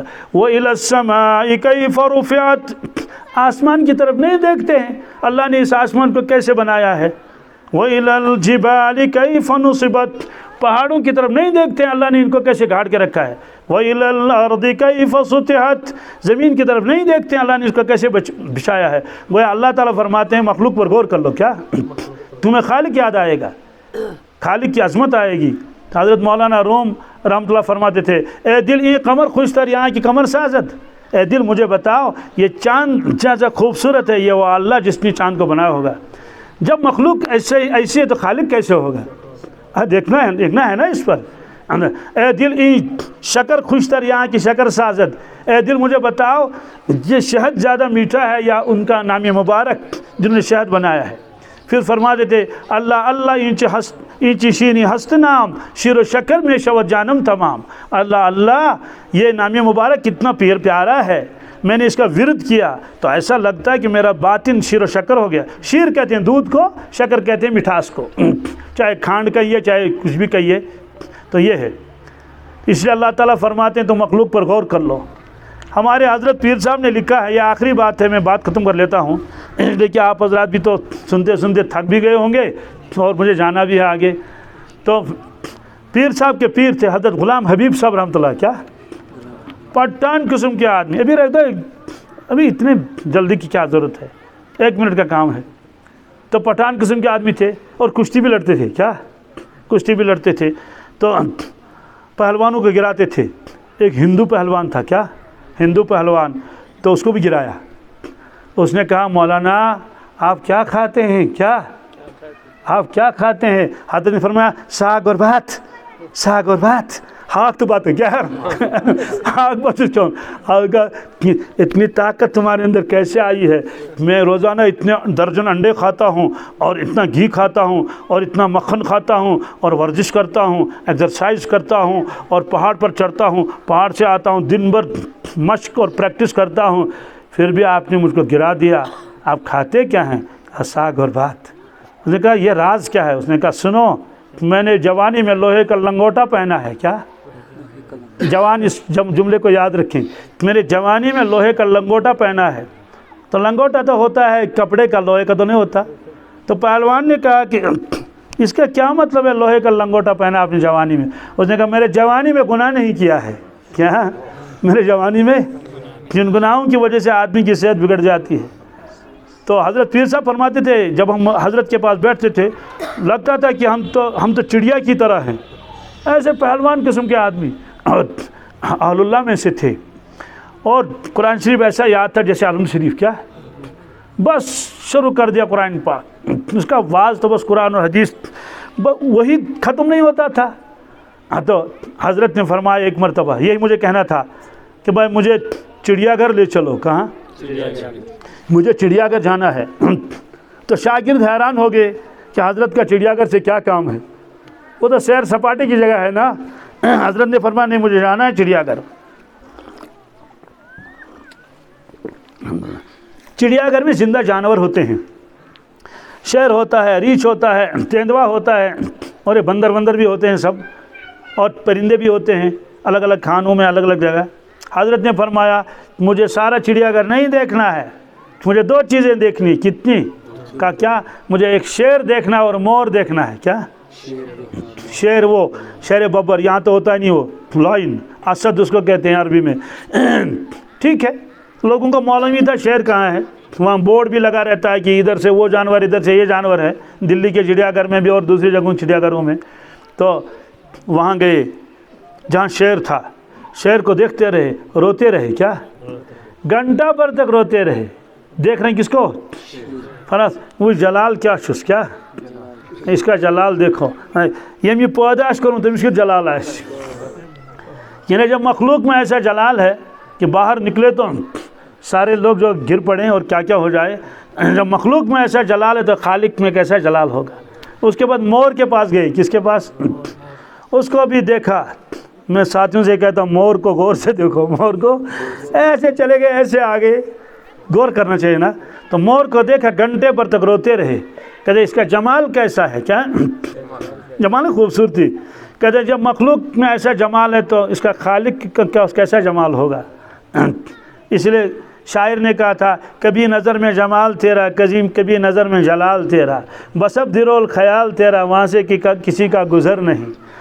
تو مخلوق کو دیکھنا چاہیے نا، جلال کیا چیز ہے، اللہ تعالیٰ بجلیاں گرتی ہیں، سیلاب آتا ہے، رود تراٹ چھپ رہا کیا پکناون اتنے کہ برونٹ کو نہیں بھی چیز، یہ جلال ہے، کیا ہے جمال، کیا ہے خوبصورت چاند ہے، ستارے ہیں، دیکھیے یہ کیسے گرینری اور سینری ہے نا. تو اس لیے مخلوقات پر غور کر لیں تو خالق سمجھ میں آ جائے گا. تو لیعرفون کا مطلب یہ ہے کہ تاکہ بندے مجھے پہچانیں. جب بندے پہچانیں گے تو اچھا. آخری بات تو اتنا تو ہم عقل سے پہچان سکیں گے اس کا کوئی خالق ہے کیا، لیکن وہ ہم سے کیا چاہتا ہے یہ ہماری عقل یہ رہنمائی نہیں کر سکتی. مرنے کے بعد بھی کہاں جاتا ہے یہ ہماری عقل نہیں بتا سکتی ہے نا. مرنے کے بعد کیا کیا حالات پیش آنے والے ہیں عقل نہیں بس یہ وہی بتائے گی کیا، مطلب عقل کے ساتھ وہی کا ہونا ضروری ہے. اگر عقل نہیں ہے تو کوئی مکلف بھی نہیں ہے، عقل ہے وہی ہونا ضروری ہے. وہی کیا بتائے گی، مرنے کے بعد دوبارہ زندہ ہونا ہے. منکر نکیر ہیں، تمہارے کندھوں پر 2 فرشتے ہیں کرامن کاتبین، جو تم زندگی گزارو گے وہ ریکارڈ ہو جاتا ہے سارا. جیسے موبائل ہے نا بالکل ایسا ہی، اس وقت فرصت نہیں ہے. وَكُلَّ إِنسَانٍ أَلْزَمْنَاهُ طَائِرَهُ فِي عُنُقِهِ وَنُخْرِجُ لَهُ يَوْمَ الْقِيَامَةِ كِتَابًا يَلْقَاهُ مَنشُورًا اقْرَأْ كِتَابَكَ كَفَىٰ بِنَفْسِكَ الْيَوْمَ عَلَيْكَ حَسِيبًا. فرمایا کہ ہر شخص کے گردن میں ہم لٹکا کے رکھا ہے ایک کیمرہ. کیا یہ کیمرہ میں نے اس کا ترجمہ کیا سمجھانے کے لیے، ورنہ طائر کا لفظ آیا ہے. یہ ساتھ رہے گا رات و دن. مرنے کے بعد اس کو نکال کے سامنے رکھ دیا جائے گا، اس کو چالو کیا جائے گا. اقرأ کتابک، پڑھ اپنی کتاب، پڑھ اپنی، لے اپنا حساب. میرا اس مضمون کو میں چھوڑتا ہوں. والعصر، کیا قسم ہے زمانے کی، کیا قسم ہے عصر کی نماز کی، قسم ہے عصر کے. تیسرا ترجمہ ہے قسم ہے محمد رسول اللہ کے زمانے کی. کس کی؟ اس کی تشریح میں چھوڑ دیتا ہوں. تو ایک ترجمہ قسم ہے عصر کی، تو عصر کے نماز کی قسم آئی اللہ نے دکھائی، اللہ تعالیٰ نے کھائی ہے اللہ تعالیٰ نے. اور فجر کی، کیا فجر، والفجر قسم ہے فجر کی. سوال یہ 2 نمازوں کی قسم اس لیے یہ 2 نمازیں بہت پیاری ہیں اللہ تعالیٰ کو. عصر کی نماز اس لیے وہ کام کا وقت ہے، کیا بندہ کام چھوڑ کے نماز پڑھتا ہے. اور فجر کا وقت سونے کا وقت ہے، کس کا؟ اس لیے فجر کی نماز اذان میں الصلاۃ خیر من النوم یہ آواز لگائی جاتی ہے. اور ان 2 ٹائموں میں فرشتوں کی تبدیلی ہوتی ہے. ابھی ہم عصر کی نماز پڑھیں گے تو فرشتے آئیں گے، تو جو ہمارے ساتھ اس وقت فرشتے ہیں کرامن کاتبین کے علاوہ وہ چلے جائیں گے. اللہ تعالیٰ ان سے پوچھتے ہیں کہ کیف ترکتم عبادی، فرشتوں میرے بندوں کو تم نے کس حال میں چھوڑا؟ وہ کہتے ہیں وہ یصلون، کیا وہ نماز پڑھ رہے تھے. تو کہتے ہیں جب یہاں سے گئے تھے کہ وہ یصلون. تو ایسے فجر والوں سے پوچھتے ہیں کیا کرتے وہ یصلون، جب فجر میں گئے تو نماز پڑھ رہے، جب عصر میں ان کو چھوڑا نماز پڑھتے تھے. تو ظاہر سی بات ہے جب نماز پڑھتے ہوں گے تبھی تو کہیں گے وہ یصلون. اگر اللہ بچائے کھیل رہے ہوں، کیا کیونکہ عصر کے وقت میں تو کھیلتے ہیں نا، کوئی کرکٹ کھیلتا ہے، کوئی والی بال کھیلتا ہے، تو فرشتے کہیں گے یا اللہ ترکناہم ہم یلعبون، ہم گئے تو وہ کھیل رہے تھے. کیا اور فجر میں پوچھیں گے اللہ تعالیٰ کہ آپ جب گئے تھے تو کیا کرتے تھے؟ وہ ہم نائمون، وہ سو رہے تھے. کیسے چھوڑا میرے بندوں وہ نائمون؟ دیکھنا ہے کہ کیا رپورٹ ہماری جائے گی وہاں کہ یا تو کھیل رہے تھے یا تو سو رہے تھے. بندہ کھیلنے کے لیے تھوڑے آیا ہے، بندہ سونے کے لیے تھوڑے آیا ہے. سونا ایک ضرورت ہے، کھیلنا بھی حدود کے ساتھ جو ہے شرعی حدود کے ساتھ اجازت ہے مختصر سے وقت میں. باقی اصلی بندہ ان چیزوں کے لیے نہیں آیا ہے. تو والعصر، کیا قسم ہے عصر کی. ان الانسان لفی خسر، بے شک انسان بڑے نقصان میں ہے. کیا ایسا نقصان کہ جس کی تلافی نہیں ہو سکتی. جائز سی بات ہے، جو دوزخ میں جائے گا نقصان ہوگا نہیں ہوگا، کچھ بھی اس کے پاس نہیں رہے گا. اس کو میں چھوڑ دیتا ہوں اس کی تشریح کو. اب نقصان سے کیسے بچے گا، کیا شکل ہے، کون کون بچے گا؟ الا الذین آمنوا، صرف ایمان والا بچے گا. اس کی تشریح چھوڑ دیں گے. وعملوا الصالحات، اور وہ جس نے نیک اعمال کیے ہوں. ان 2 ٹکڑوں کا تعلق انسان کی ذات کے ساتھ ہے. کس کے ساتھ؟ آگے جو 2 آتے ہیں اس کا تعلق امت کے ساتھ ہے. وتواصوا بالحق، حق کی بات کہہ رہا تھا، حق کی دعوت دیتا تھا اور حق سناتا تھا. وتواصوا بالصبر، لوگوں سے کہتے تھے صبر کر لو. کیا کر لو؟ صبر کسے کہتے ہیں کہ دانت میں درد ہے صبر کر لو. یہ تو تیسرے درجے کا صبر ہے. کیا پہلے درجے کا صبر، صبر علی الطاعہ، کیا आमाल पर जम जाना, आमाल पर फजर के वक्त उठना, नमाज पढ़ लेना, तिलावत कर लेना, ये सब्र की पहली किस्म है। नंबर 2 सब्र अनिल मासिया, गुनाहों से अपने आप को बचाना, गुनाहों से अपने आप को बचाना। गोया कि वो अपने आप को गुनाहों से बचाता, लोगों को भी कहता तुम बचो।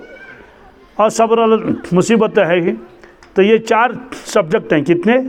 ईमान, अमल सालिहा, व तवासौ बिल हक़ व तवासौ बिस सब्र। तो जिन लोगों के पास ये 4 चीज़ें होंगी, महशर में उनको बताएगा तुम कामयाब हो। क्या? उदखुलू बिसलाम, चाहो जन्नत में सलामती के साथ। अगर कमी होगी तो ख़तरा है, और अल्लाह बचा। अगर ईमान ही नहीं होगा तो कुछ भी नहीं। मरने के बाद सारे लोग ईमान कबूल कर लेते हैं, मानते हैं, लेकिन उनका ईमान कबूल नहीं है। तो मैंने एक हदीस पढ़ ली थी आपके सामने, क्योंकि आज ये मकतब का एक जलसा भी है, और हमारी बच्चियों ने अल्हम्दुलिल्लाह, मैं सुन रहा था, किसी ने 6 पारे, किसी ने 8 पारे, किसी ने 4 पारे। अल्हम्दुलिल्लाह रब्बिल आलमीन। मालूम नहीं इनके वालिदैन को अतहियात याद होगा या नहीं होगा, और बच्चों ने इतना कुरान पाक याद किया है। ये खुशी नहीं होगी तो और क्या होगी। ये भी लंबा मौजू है। ये कदल दिवन तेल सारी गाँव वाले आसान खुश, आज त्राइन कदल यल, ये खंड स्टोर तिल स्टोर दिवन कुछ बस्ती, तो सारे लोग खुश होते हैं। और एक जगह एक बस्ती में पानी नहीं था, पानी तिमर उसने आप खसन की थजर से, तो लड़ झगड़ के उन्होंने पानी जो पाइपें लगवा दी।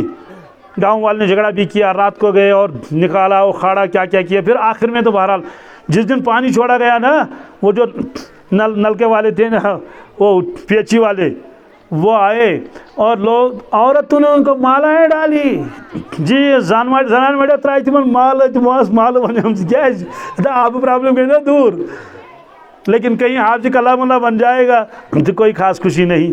एक मकतब में एक लड़के ने मुकम्मल कुरान पाक किया था, आगे बाकी लोग, उसका बाप नहीं आया, उसका बाप कोई दिलचस्पी नहीं इसके साथ। उसको तब दिलचस्पी है जब उसका बेटा कोई अच्छे नंबरात लाए, कोई मैट्रिक में और किसी में, या कोई मेडल लाए। यही असल खुशी है, जिससे हमारी कब्रें इंशाल्लाह ठंडी हो जाएंगी। अभी दुआ भी होगी इंशाल्लाह। तो मैंने 2 हदीसें पढ़ ली। खैरुकुम मन तअल्लमल कुरान व अल्लमा, ये इरशाद फरमाया रसूलुल्लाह सल्लल्लाहु अलैहि वसल्लम ने, तुम्हें बेहतरीन शख्स वो है जो कुरान पाक सीखे फिर सिखाए। इसका मतलब पहले सीखने का हुक्म है। क्या? बगैर सीखे क्या सिखाएगा जब खुद ही पता नहीं है। दूसरी हदीस मैंने आपके सामने पढ़ी थी, इन्नल्लाह ताला यरफ़उ बिहाज़ल किताब अक़वामा व यज़उ बिही आख़रीन। अल्लाह तबारक ताला इस कुरान पाक की बरकत से बेशुमार कौमों को बुलंद करेगा, इज़्ज़त देगा, कामयाबी देगा। व यज़उ बिही आख़रीन, बहुत सारे लोगों को गिरा देगा, जलील करेगा। क्यों? अगर कुरान पाक के हुकूक ने पूरे नहीं किए तो कुरान पाक के 5 हक़ हैं। कितने? अज़मत, मोहब्बत, इताअत, तिलावत, मासिहत, इशाअत। तो ये जो सिलसिला है ये इशाअत है। क्या है? जब इशाअत कुरान होगा तो तिलावत भी होगी, फिर इताअत भी होगी इंशाअल्लाह। अल्लाह तबारक ताला हमको कहने सुनने से ज़्यादा अमल की तौफीक अता फरमाए।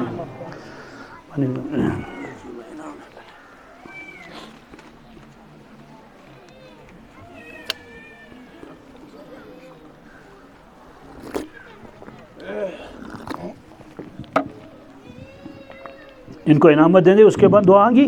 जी जी, आप नाम ले लें इनका। हमारी बच्चियों ने शिरकत